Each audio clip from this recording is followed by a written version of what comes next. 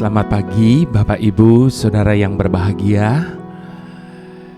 Saya yakin bahwa semua kita yang mempercayakan hidup kita kepada Tuhan adalah orang-orang yang berbahagia. Kenapa?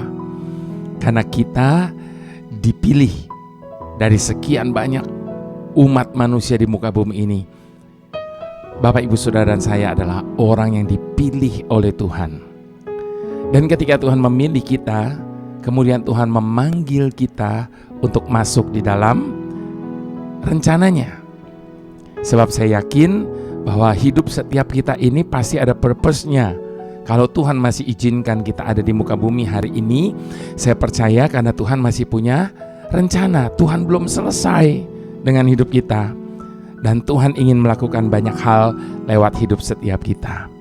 Namun sayangnya ada banyak orang ditipu oleh iblis dengan berkata, kamu mah gak bisa apa-apa, kamu mah percumalah, kamu gak berarti, kamu tuh tidak layak, kamu itu dan seterusnya dan seterusnya dan seterusnya.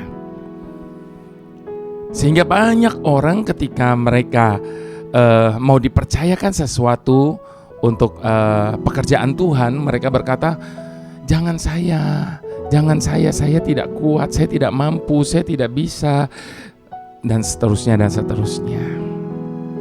Di beberapa konten saya sebelumnya, saya ada saksikan bahwa saya ini sebenarnya orang yang tidak punya modal sama sekali untuk saya bisa terjun dalam pelayanan sampai hari ini. Tapi semua hanya oleh karena karya Tuhan dalam hidup saya, sehingga saya boleh ada sebagaimana saya ada hari ini.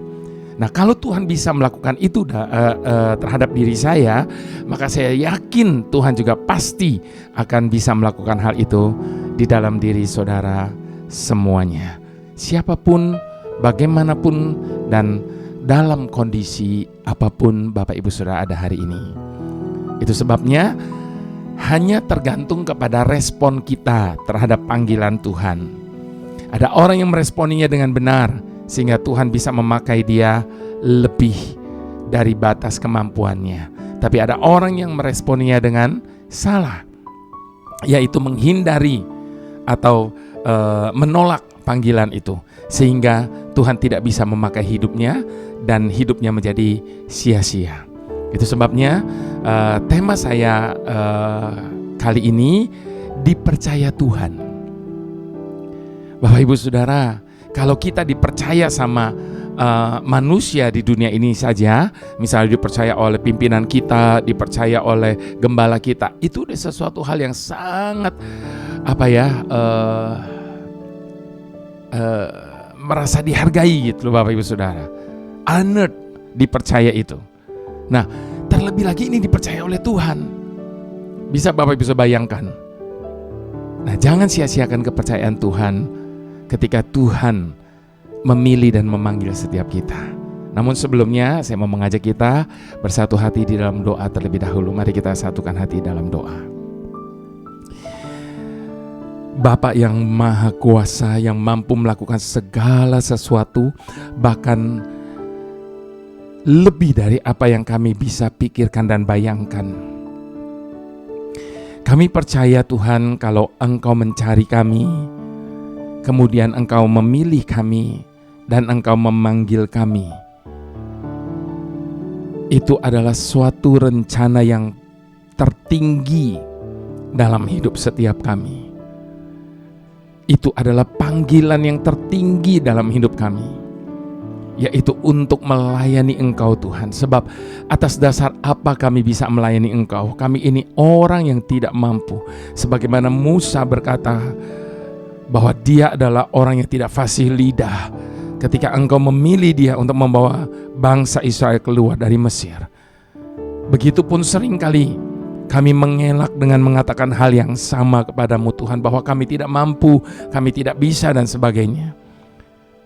Ampuni kami Tuhan, kalau kami seringkali melupakan bahwa segala sesuatu itu berasal daripadamu. Kemampuan, kebisaan, kapasitas, talenta, apapun itu semua datangnya daripada Tuhan. Dan ketika Tuhan melimpahi kami dengan semuanya itu, maka tidak ada satupun yang tidak dapat kami lakukan ketika Engkau menyertai dan memberkati apa yang kami perbuat ini Tuhan. Dalam nama Yesus kami mengucap syukur dan kami beruntung karena Engkau memperhitungkan setiap kami. Dalam nama Tuhan Yesus kami bersyukur. Haleluya. Amin. Ada sebuah pujian di dalam salah satu CD saya. Dan biarlah ini menjadi doa kita di hadapan Tuhan sebelum kita masuk dalam perenungan pada saat ini. Mari sama-sama kita mau katakan, pakailah aku Tuhan sesuai kehendak-Mu, seluruh hidup ini ku persembahkan hanya untuk-Mu. Murnikan aku Tuhan dengan api surgawi, bentuk bejana ini sesuai kehendak-Mu. Lebih dari emas, lebih dari permata, Kau buatku berharga di mata-Mu, Yesus. Agung dan mulia panggilan sorgawi, menjadi terang kasih-Mu Tuhan. Lebih dari emas, lebih dari permata, Kau buatku berharga di mata-Mu, Yesus. Agung dan mulia panggilan sorgawi, menjadi terang kasih-Mu Tuhan. Bapak Ibu Saudara, dipanggil dan dipilih oleh Tuhan itu adalah sebuah kehormatan bagi kita. Namun sebelum kita memenuhi panggilan Tuhan atas hidup kita, maka tentunya akan ada banyak proses yang Tuhan izinkan terjadi dalam hidup kita untuk memurnikan kita. Itu sebabnya relakan dirimu ketika Tuhan memproses hidup kita. Namun percayalah, proses seberat apapun akan memunculkan kita seperti emas. Emas yang murni harus melewati proses perapian, Bapak Ibu Saudara. Itu sebabnya ketika engkau sedang diproses Tuhan, bertahanlah dan tetap setia sama Tuhan. Maka engkau akan menjadi bejana yang luar biasa di tangan penjunan itu. Mari sekali lagi sama-sama jadikan ini doa kita di hadapan Tuhan. Pakailah aku Tuhan sesuai kehendak-Mu, seluruh hidup ini ku persembahkan hanya untuk-Mu. Murnikan aku Tuhan dengan api surgawi, bentuk bejana ini sesuai kehendak-Mu. Lebih dari emas, lebih dari permata, Kau buatku berharga di mata-Mu, Yesus. Agung dan mulia panggilan sorgawi, menjadi terang kasih-Mu Tuhan. Lebih dari emas, lebih dari permata. Kau buatku berharga di matamu, Yesus. Agung dan mulia panggilan sorgawi, menjadi terang kasih-Mu Tuhan. Menjadi terang kasih Tuhan itu adalah panggilan yang mulia atas hidup masing-masing kita. Dan kita mau belajar dari seorang tokoh di dalam firman Tuhan, bagaimana Tuhan mempercayakan dia untuk tugas yang mulia ini. Kita mau buka sama-sama firman Tuhan pada saat ini yang terambil dari Ulangan 34 ayat yang pertama sampai ayat yang ke-12, Bapak Ibu Saudara. Mari kita buka Ulangan 34 ayat yang pertama sampai ke-12. Judul dari perikop ini adalah Kematian Musa. Kemudian naiklah Musa dari dataran Moab ke atas gunung Nebo, yakni ke atas puncak Pisgah yang di tentangan Yeriko. Lalu Tuhan memperlihatkan kepadanya seluruh negeri itu, daerah Gilead sampai ke kota Dan, seluruh Naftali, tanah Efraim dan Manasye, seluruh tanah Yehuda sampai laut sebelah barat, tanah Negeb dan tanah Yordan, lembah Yeriko, kota pohon korma itu, sampai Zoar. Dan berfirmanlah Tuhan kepadanya, inilah negeri yang kujanjikan dengan sumpah kepada Abraham, Ishak dan Yakub. Demikian kepada keturunanmu lah akan kuberikan negeri itu. Aku mengizinkan engkau melihatnya dengan matamu sendiri, tetapi engkau tidak akan menyeberang ke sana. Lalu matilah Musa, hamba Tuhan itu di sana, di tanah Moab, sesuai dengan firman Tuhan, dan dikuburkannyalah dia di suatu lembah di tanah Moab, di tentangan Bet Peor, dan tidak ada orang yang tahu kuburnya sampai hari ini. Musa berumur 120 tahun ketika ia mati. Matanya belum kabur dan kekuatannya belum hilang.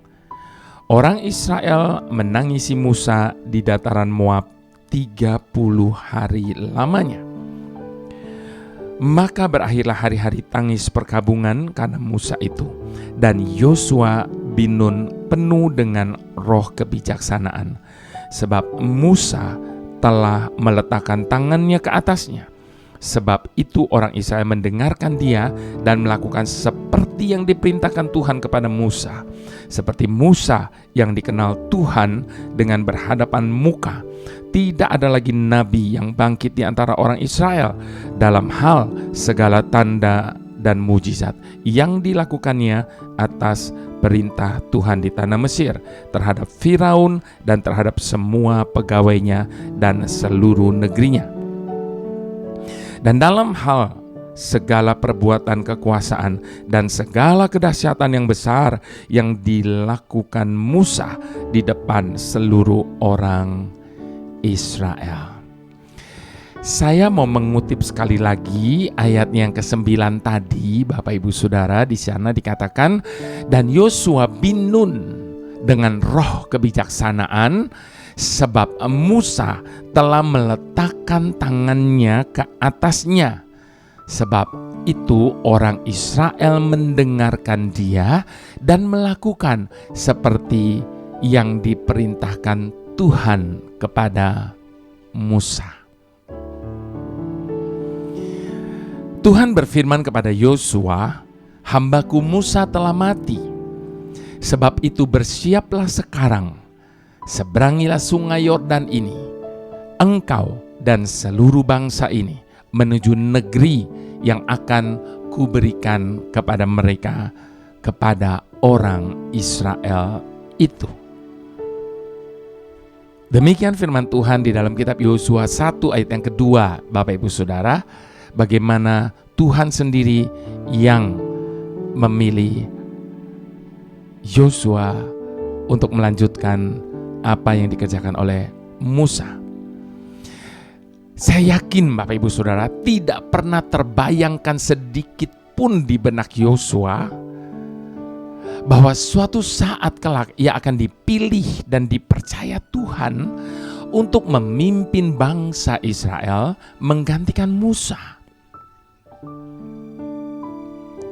Sebelum kita lanjut berbicara tentang Yosua, ada baiknya kita mengetahui dahulu, Bapak Ibu Saudara, latar belakang dari kehidupan Yosua itu. Alkitab mencatat, Bapak Ibu Saudara, bahwa Yosua adalah keturunan Efraim, anak dari Nun. Masa muda Yosua banyak dihabiskan di padang gurun dalam pengembaraan menuju ke Kanaan. Nama sebenarnya adalah Hosea, yang artinya keselamatan. Tapi Musa memanggilnya dengan nama Yosua, yang berarti ia akan menyelamatkan atau keselamatan dari Yehova. Bukan tanpa alasan, Bapak Ibu Saudara, bila Tuhan memilih Yosua untuk menerima tongkat estafet kepemimpinan dari Musa.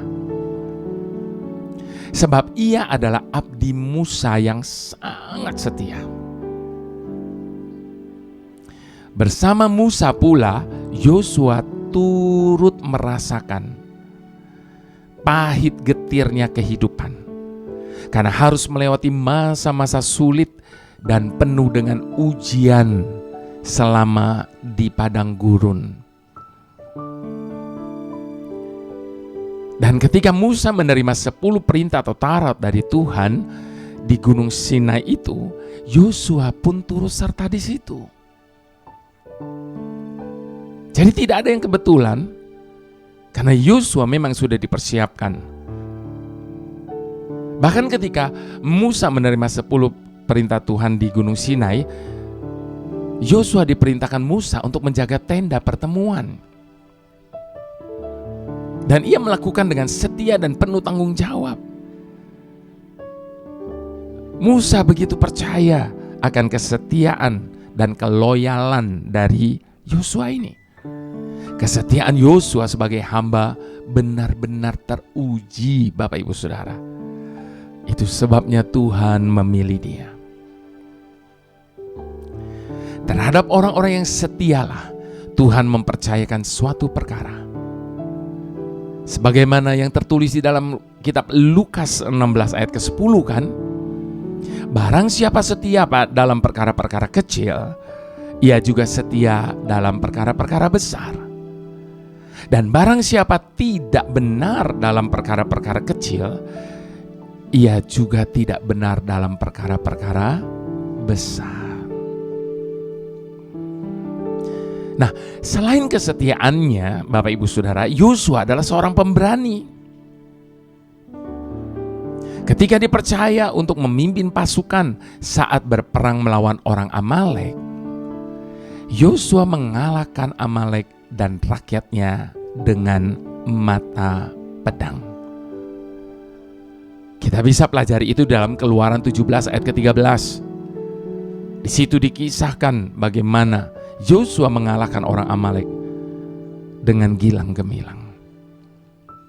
Ketika Musa mengutus 12 orang mengintai negeri Kanaan, Bapak Ibu Saudara, 10 dari antaranya merasa pesimis dan memberikan laporan negatif yang membuat bangsa Israel menjadi semakin ketakutan. Namun hanya Yosua dan Kaleb yang memberikan laporan positif dan membangkitkan iman. Kita bisa membaca secara lengkap tentang semua hal ini di dalam Bilangan 13 ayat yang pertama sampai ayat yang ke-33, Bapak Ibu Saudara. Di situ dikisahkan dengan panjang lebar bagaimana hal itu terjadi. Jadi sudah terbukti bahwa Yosua adalah seorang pemberani dan memiliki iman yang teguh. Tanpa kesetiaan dan keberaniannya, mustahil Tuhan mempercayai Yosua dan memilihnya. Yang menjadi perenungan bagi kita saat ini, Bapak Ibu Saudara. Lalu bagaimana dengan kita? Ada banyak orang yang menggebu-gebu untuk dipakai oleh Tuhan. Namun mereka tidak mau setia dan taat kepada panggilannya. Bahkan seakan hanya dipercaya, ketika mereka hanya seakan dipercaya hal-hal yang kecil, lalu mereka menjadi kecewa dan lari dari panggilannya. Kalau demikian hal yang terjadi, lalu bagaimana mungkin Tuhan bisa mempercayakan hal-hal yang besar baginya? Saya ingat Bapak Ibu Saudara ketika beberapa waktu yang lalu saya masih aktif di sebuah gereja. Pada waktu itu saya masih sebagai worship leader dan saya ingat betul ada banyak anak-anak muda dari Komisi Pemuda dan Remaja, Departemen Pemuda Remaja. Mereka menggebu-gebu untuk Tuhan, mereka full time untuk Tuhan. Namun setelah beberapa saat kemudian mereka kembali lagi kepada pekerjaan mereka masing-masing. Bapak Ibu Saudara, memang bukan satu hal yang mudah untuk bisa setia kepada panggilan kita. Bukan berarti bahwa kita semua harus segera meninggalkan pekerjaan kita, lalu kemudian semua kita langsung masuk dalam pelayanan. Bapak Ibu Saudara, melayani Tuhan itu ada banyak sekali bentuknya dan caranya. Dan untuk bisa full time melayani Tuhan, itu tidak bisa atas kehendak kita sendiri. Sebab itu adalah panggilan khusus daripada Tuhan dan ada waktunya. Ketika saya memutuskan untuk melayani Tuhan sepenuhnya, tanpa ada embel-embel lagi usaha dan yang lainnya, tidak langsung Tuhan, oh mari nak, langsung ini semua tugasmu dan sebagainya. Tidak. Saya harus menunggu 3 tahun, Bapak Ibu Saudara, untuk akhirnya waktunya itu tiba. Saya memberikan hidup saya sepenuhnya untuk melayani Tuhan sampai hari ini, bahkan sampai selama-lamanya. Jadi Bapak Ibu Saudara, untuk segala sesuatu, tanyakan Tuhan, apakah ini sudah waktunya? Di mana Tuhan mau tempatkan kita? Jangan kita melayani hanya karena kita senang ada di tempat itu, atau ada di lingkungan itu, atau ada di gereja itu. Sebab kalau bukan Tuhan yang mengutus kita di situ, maka kita hanya akan menjadi troublemaker di situ. Tetapi ketika Tuhan yang menyuruh kita ada di dalam lingkungan itu, maka Tuhan akan memperlebar kapasitas kita dan menjadikan kita berkat yang luar biasa. Mari kita responi panggilan Tuhan atas hidup kita. Dengan bersama-sama sekali lagi kita mau katakan, pakailah aku Tuhan sesuai kehendak-Mu. Seluruh hidup ini ku persembahkan hanya untuk-Mu. Murnikan aku Tuhan dengan api surgawi, bentuk bejana ini sesuai kehendak-Mu. Lebih dari emas, lebih dari permata, Kau buatku berharga di matamu, Yesus. Agung dan mulia panggilan surgawi, menjadi terang kasih-Mu, Tuhan. Jadikan setiap kata ini doa kita kepada Tuhan dan permohonan kita untuk dipakai Tuhan. Dan biarkan Dia menentukan kapan waktunya, di mana kita akan ditempatkan oleh Tuhan. Mari sekali lagi sama-sama kita mau katakan di hadapan Tuhan dengan sungguh hati. Pakailah aku Tuhan sesuai kehendak-Mu, seluruh hidup ini ku persembahkan hanya untuk-Mu. Murnikan aku Tuhan dengan api surgawi, bentuk bejana ini sesuai kehendak-Mu. Lebih dari emas, lebih dari permata, Kau buatku berharga di mata-Mu, Yesus.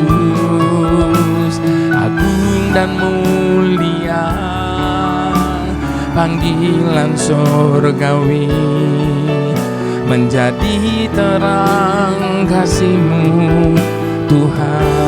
Lebih dari emas, lebih dari emas, lebih dari permata, Kau buatku berharga di mata-Mu, Yesus. Agung dan mulia panggilan surgawi, menjadi terang kasih-Mu, Tuhan. Agung dan mulia, agung dan mulia panggilan surgawi, menjadi terang kasih-Mu, Tuhan. Agung dan mulia panggilan surgawi, menjadi terang kasih-Mu, Tuhan.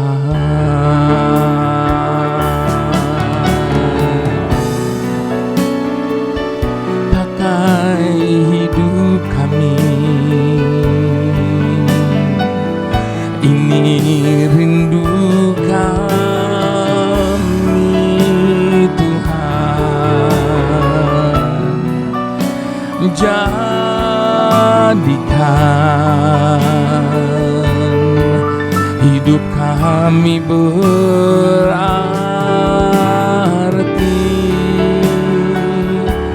jadikan hidup kami, Tuhan,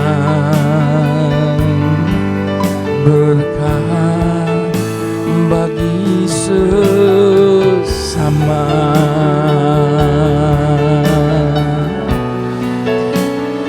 Mari kita mau nyatakan kerinduan kita kepada Tuhan,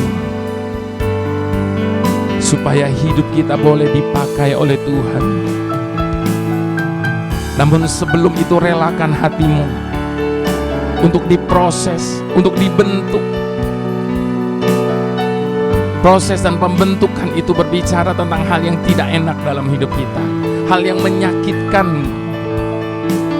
Tetapi izinkan Tuhan melakukan semuanya itu atas hidup kita, supaya kita bisa menjadi bejana yang bisa dipakai oleh Tuhan, membawa keharuman bagi namanya, membawa setiap orang boleh menjadi makin dekat dengan Tuhan, membawa setiap orang boleh menjadi lebih dekat kepada Tuhan. Mari nyatakan kerinduan kita kepada Tuhan. Serahkan setiap hati kita, segala rencana kita, masa depan kita dalam tangan Tuhan. Berani bayar harga dan setia kepada perkara-perkara yang kecil, maka Dia pasti akan mempercayakan kepada setiap kita perkara-perkara yang besar dalam hidup ini. Haleluya, haleluya, haleluya, haleluya. Tuhan, apalah artinya hidup kami ini kalau hanya untuk menghabiskan waktu dari hari ke sehari?